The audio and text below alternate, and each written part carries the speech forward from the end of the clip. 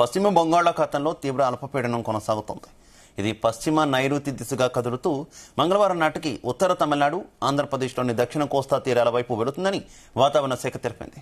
దీని ప్రభావంతో సోమవారం నుంచి గురువారం వరకు రాష్ట్రంలో పలు ప్రాంతాల్లో తేలికపాటి నుంచి ఓ మోస్తరు వర్షాలు కురుస్తాయని, తిరుపతి, నెల్లూరు, ప్రకాశం, బాపట్ల తదితర జిల్లాల్లో భారీ వర్షాలు కురుస్తాయని అంచనా వేస్తోంది. బుధవారం వరకు సముద్రంలో గంటకు గరిష్టంగా 55 కిలోమీటర్ల వేగంతో గాలులు వీస్తాయని తెలిపింది. ఈ నేపథ్యంలో ముందు జాగ్రత్తగా రాష్ట్రంలోని పోర్టులకు 3వ నెంబర్ హెచ్చరిక జారీ చేయనున్నట్టు విశాఖ వాతావరణ శాఖ అధికారులు తెలిపారు. గురువారం వరకు మత్స్యకారులు సముద్రంలో వేటకు వెళ్లరాదని హెచ్చరించారు.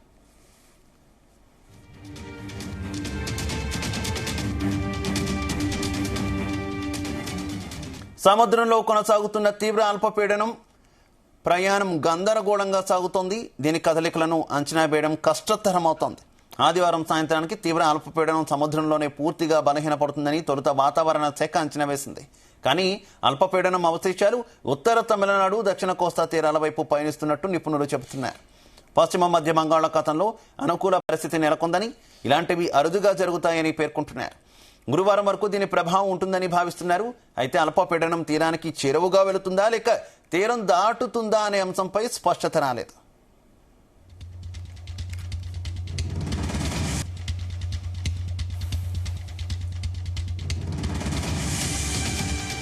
ఇక ఆగ్నేయ బంగాళాఖాతంలో ఈ నెల 16న అల్పపీడనం ఏర్పడింది. తర్వాత వాయుగుండంగా బలపడి తమిళనాడు తీరానికి దగ్గరగా వెళ్లొచ్చని నిపుణులు భావించారు. తర్వాత 2 రోజులకు తీవ్ర అల్పపీడనంగా బలపడి ఆంధ్రప్రదేశ్ తీరం వైపు వచ్చింది. మరో 2 రోజులకు వాయుగుండంగా మారింది. శనివారం తీవ్ర అల్పపీడనంగా బలహీనపడింది.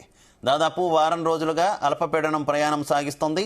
ఉత్తర భారతం నుంచి వీచే పశ్చిమ గాలుల ప్రభావంతో వాయుగుండం ఉత్తర కోస్తా తీరం వెంబడి ప్రయాణించిందని నిపుణులు అంచనా వేస్తున్నారు.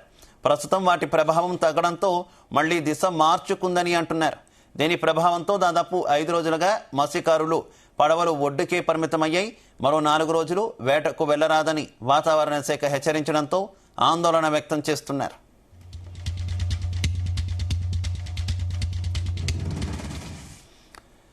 ఇక ఇదే విషయానికి సంబంధించి మరింత సమాచారం మా కరెస్పాండెంట్ నాగేశ్వరరావు అందిస్తారు.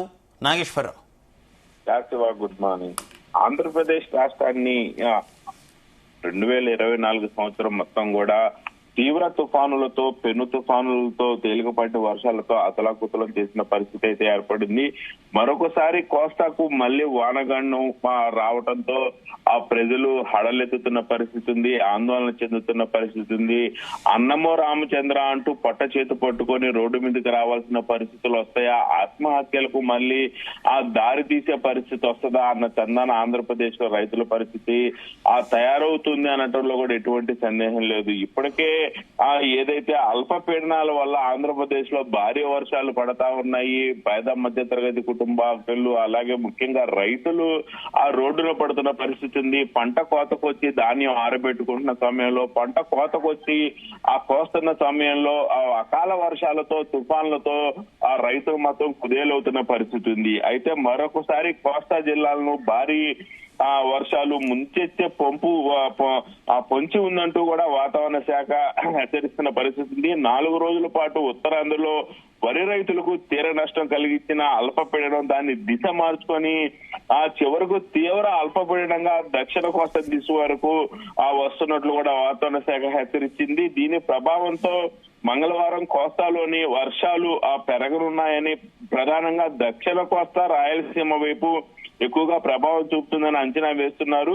నెల్లూరు, ప్రకాశం జిల్లాల్లో మంగళ బుధవారాల్లో భారీ వర్షాలు కురవనున్నట్లు కూడా ఆదివారం వాతావరణ శాఖ హెచ్చరించిన పరిస్థితి ఉంది. అయితే ఈ ఏడాది డిసెంబర్ లో ఇప్పటికే 3 సార్లు అల్పపీడనాలు, వాయుగుండాలు, తుఫాను ప్రభావంతో కోస్తాలోని అనేక ప్రాంతాల్లో వరి, పత్తి, పొగాకు, ఆహార పదార్థాలు, ఉద్యాన పంటలు భారీ స్థాయిలో దెబ్బతిన్న సంగతి తెలిసిందే. మరొకసారి భారీ వర్షాలు కురిస్తే భారీ నష్టం వాటిల్లుతుందని రైతులు ఆందోళన వ్యక్తం చేస్తున్నారు. ముఖ్యంగా ఏదైతే వాతావరణ శాఖ హెచ్చరించిన ఆ వివరాల ప్రకారం బలహీనపడుతుందనుకున్న ఆ పశ్చిమ మధ్య బంగాళాఖాతంలోని వాయుగుండం శనివారం సాయంత్రం బలహీనపడి తీవ్ర అల్పపీడనంగా అక్కడే కొనసాగుతుంది. ఇది సముద్రంలోని తూర్పు ఈశాన్యంగా కూడా పయనించే క్రమంలో పూర్తిగా బలహీన పడుతుందని వాతావరణ శాఖ బులెటిన్ లో శనివారం అంచనా వేశారు. అయితే ఈ తీవ్ర అల్పపీడనం ముందుకు వెళ్లేందుకు కూడా వాతావరణం సహకరించట్లేదని, అదే సమయంలో పశ్చిమ బంగాళాఖాతానికి ఆనుకునే నైరుతి బంగాళాఖాతంలో వాతావరణం అనుకూలంగా ఉండటంతో తీవ్ర అల్పపీడనంగా దిశ మార్చుకున్నట్లు కూడా ఆ అధికారులు చెప్పారు. ఒక్కసారిగా అధికారులు కూడా దీనిపై విస్తుపోయిన పరిస్థితి అయితే ఉంది. ముఖ్యంగా ప్రస్తుతం ఒంగోలు పట్టణానికి మధ్యలో ఉన్న ప్రాంతం నుంచి సమాంతరంగా తీరానికి సుమారు 400 కిలోమీటర్ల దూరంలో పశ్చిమ మధ్య బంగాళాఖాతంలో ఉన్న తీవ్ర అల్పపీడనం పశ్చిమ నైరుతి దిశగా మార్చుకొని సోమవారం నాటికి ఉత్తర తమిళనాడు దక్షిణ కోస్తా తీరం దిశగా రానున్నది. ఇది దక్షిణ కోస్తా ఉత్తర తమిళనాడులో ఎక్కువ తీరం దాటుతుందని, అసలు తీరం వరకు వస్తుందా లేక సముద్రంలోనే బలహీన పడుతుందా అనేది వాతావరణ శాఖ వెల్లడించలేదు. అయితే దీని ప్రభావంతో సోమవారం కోస్తా రాయలసీమలో అక్కడక్కడ వర్షాలు కురవచ్చని కూడా వాతావరణ శాఖ అంచనా వేస్తుంది. ముఖ్యంగా కోస్తా తీరం వెంబడి గాలులు వీస్తున్నందున మత్స్యకారులు సముద్రంలో చేపల వేటకు వెళ్లరాదని వాతావరణ శాఖ హెచ్చరించింది. మంగళ బుధవారాల్లో కోస్తా రాయలసీమలో పలు చోట్ల వర్షాలు, అలాగే నెల్లూరు ప్రకాశం జిల్లాల్లో అక్కడక్కడ భారీ వర్షాలు కురుస్తాయని కూడా వాతావరణ శాఖ హెచ్చరించిన పరిస్థితి ఉంది.